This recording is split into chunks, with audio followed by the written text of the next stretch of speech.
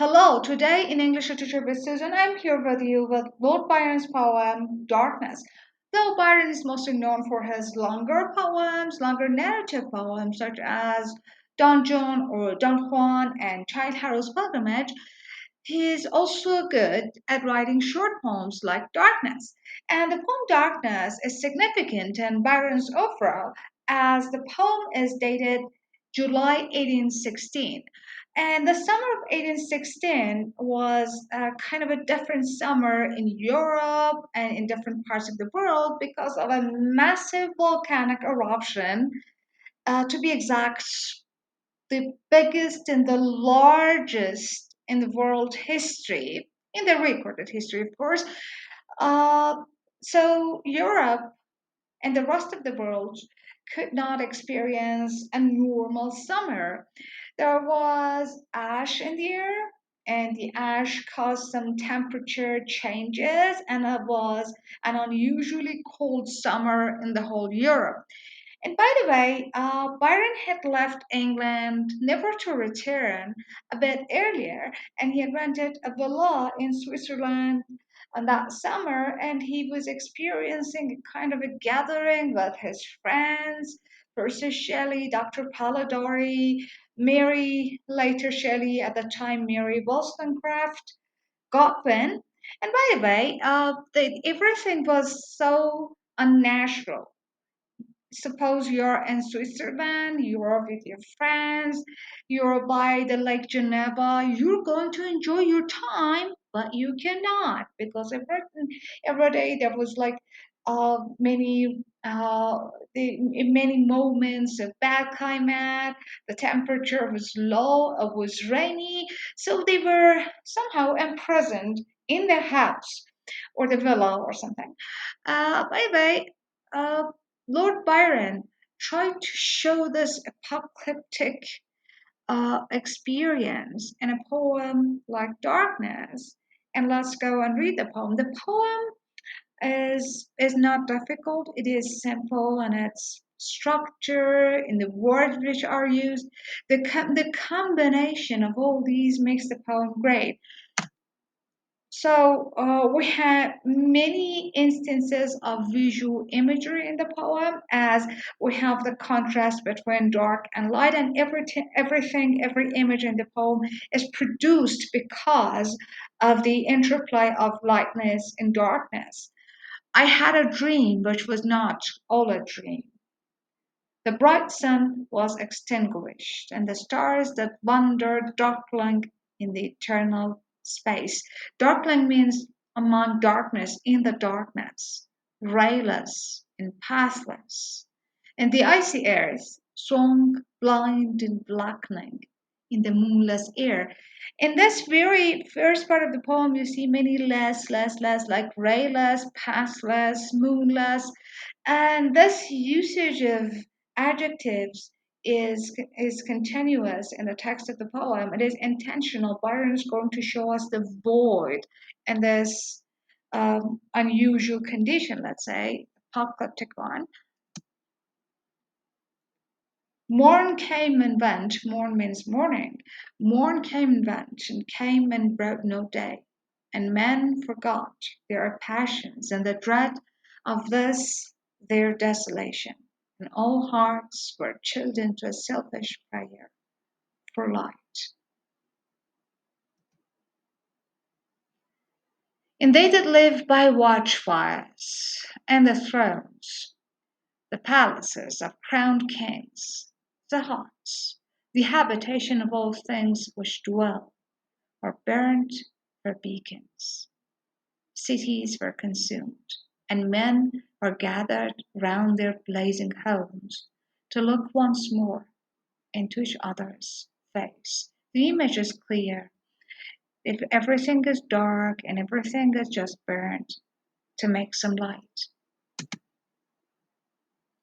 And here we have a reference to the cause of all this, maybe.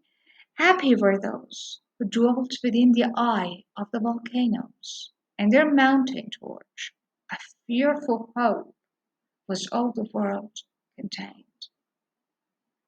Forests were set on fire, but hour by hour They fell and faded, the crackling trunks extinguished with a crash, and all was black. You can also notice the cacophony of the words like crackling, like extinguish, crash, fade. All of them make a kind of sound which is harsh to the ear.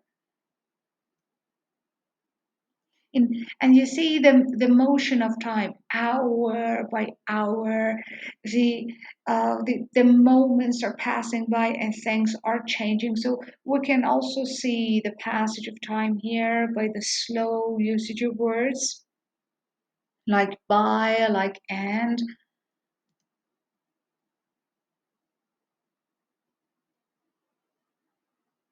The brows of men, by the despairing light, wore an unearthly aspect. And then you have noticed it maybe. When light is not enough, you cannot see the whole face or the whole body, the whole aspect of someone. As by fits, the flashes fell upon them. Some lay down and and hid their eyes and wept, and some did rest their chins upon their clenched hands and smiled.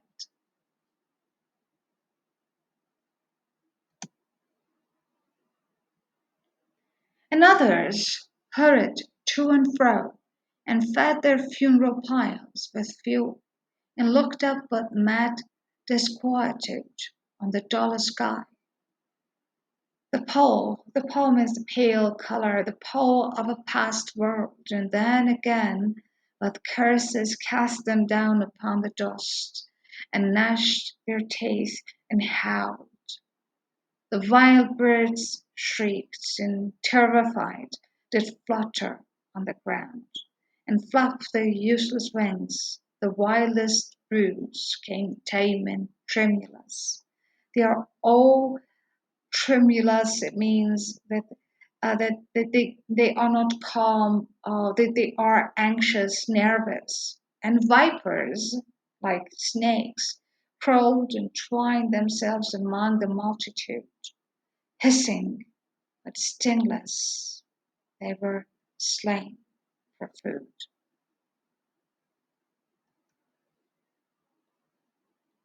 And war, which for a moment was no more, did glut himself again. A meal was brought with blood, and each sate sullenly apart, gorging himself in gloom.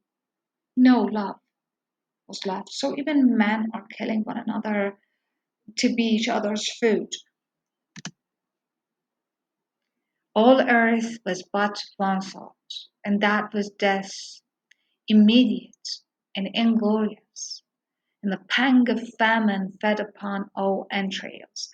And we have to know that one of the uh, after effects of that volcanic incident was famine. So that it was famine, darkness, cold weather, and things like that. A famine fed upon all entries. And all of these are also related to the lack of light because the cold temperature, they experienced many cloudy days, so there was no light in the sky. A famine fed upon all entrails. Men died, and their bones were tuneless, and their as their flesh. The meager, by the meager, were devoured. Even dogs assailed their masters, all save one, and he was faithful to a course, and kept the birds and beasts and famished men at bay, till hunger clung them, or the dropping dead lured their lank jaws. Himself showed up no food, but for the piteous and perpetual moan, and a quick desolate cry, licking the hand which answered not with a caress. He died.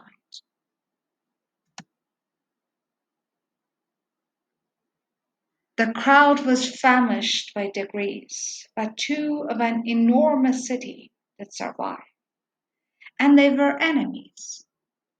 They met beside the dying embers of an altar place, where had been heaped a mass of holy things for an unholy usage.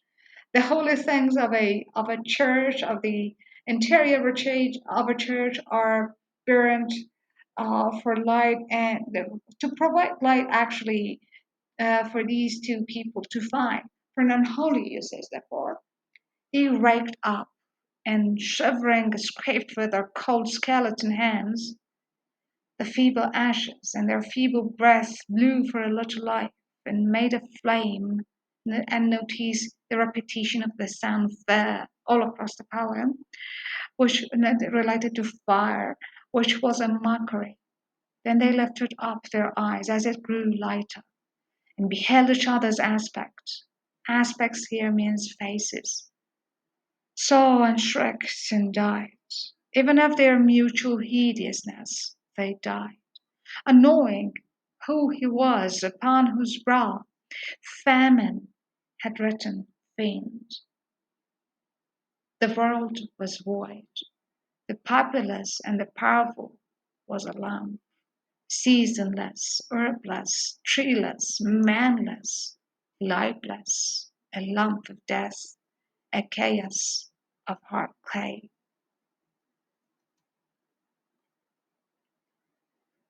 The rivers, lakes, and ocean all stood still, and nothing stirred within their silent depth. Ships sailorless lay rotting in the sea, and their masts fell down piecemeal. As they dropped, they slept in the abyss without a surge. The waves were dead, the tides were in their graves. The moon, their mistress, had expired before. The winds were withered, and you can hear the sound of the wind. The winds were withered in the stagnant air, and the clouds perished.